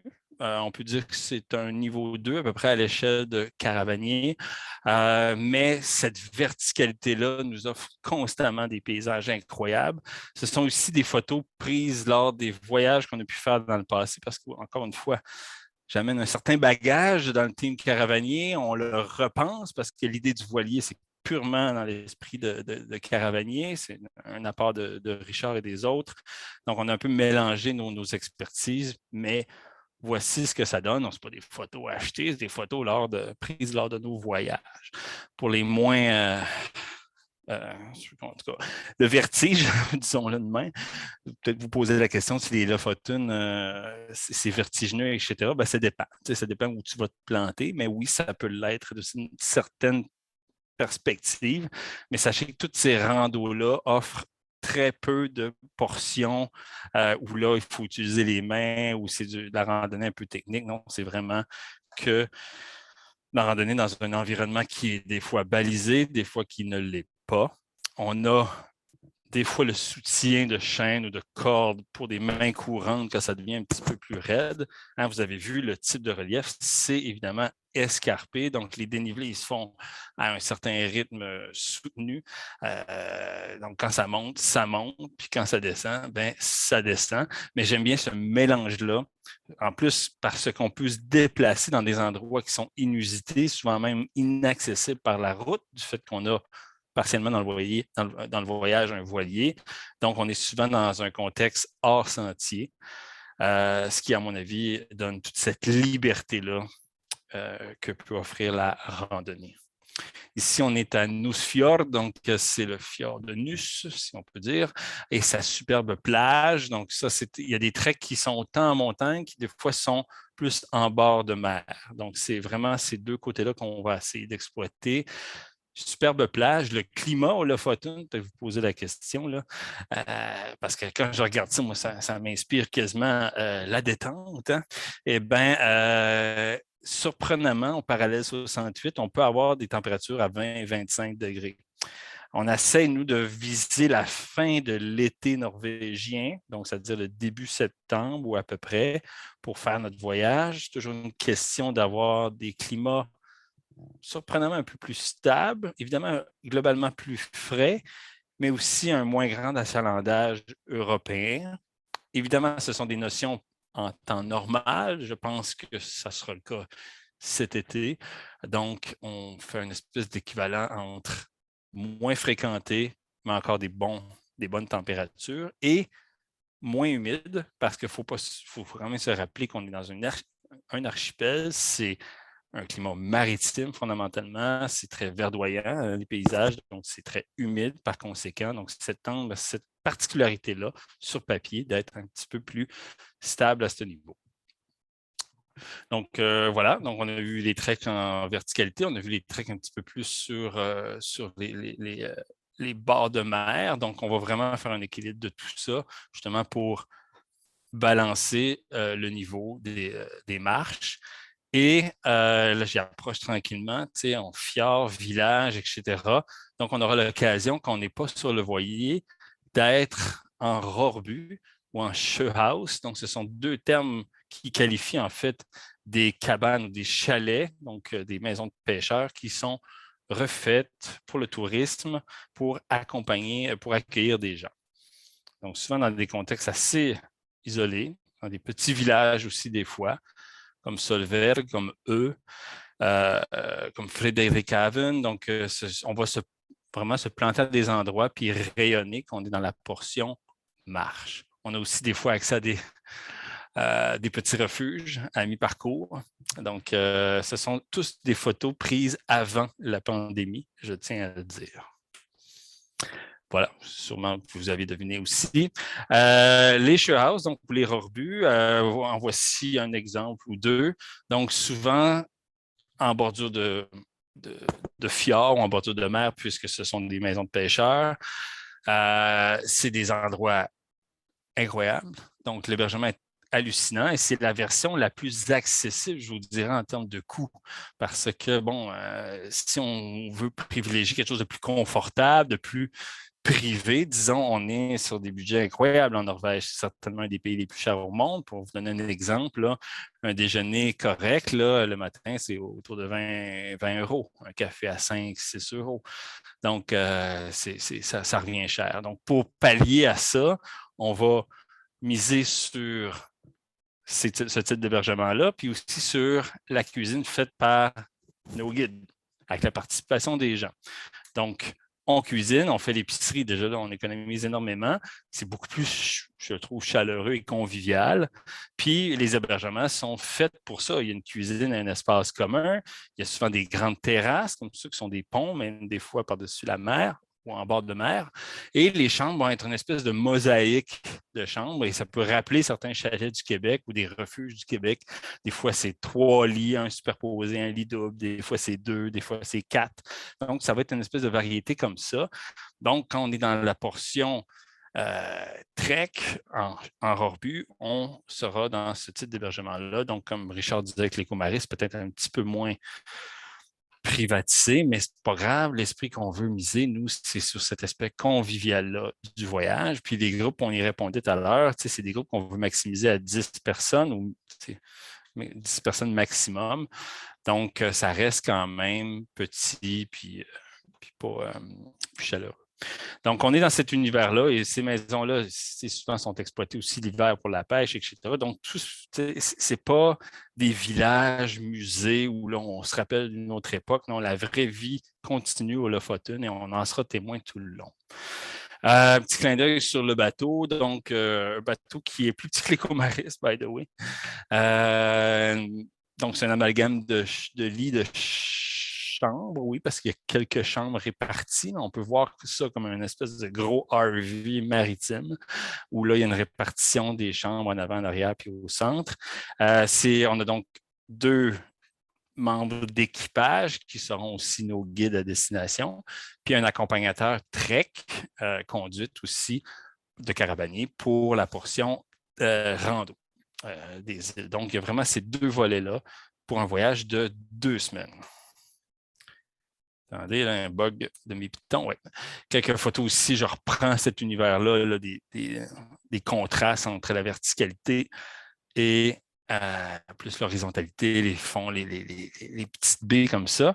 Et des fois, quand on a le courage et quand il fait soleil, les baignades sont même possibles. Il faut comprendre, 68e parallèle, oui, mais le Gulf Stream, donc le courant chaud qui vient du Golfe du Mexique, etc., le Golfe du Mexique, se jette tout au nord de l'Europe et réchauffe jusque dans le grand nord de la Norvège le climat, ce qui est quand même intéressant. Donc, il ne faut pas trop avoir peur de l'aspect nordicité de la Norvège à cette époque de l'année, malgré qu'on peut avoir quand même des bons contrastes.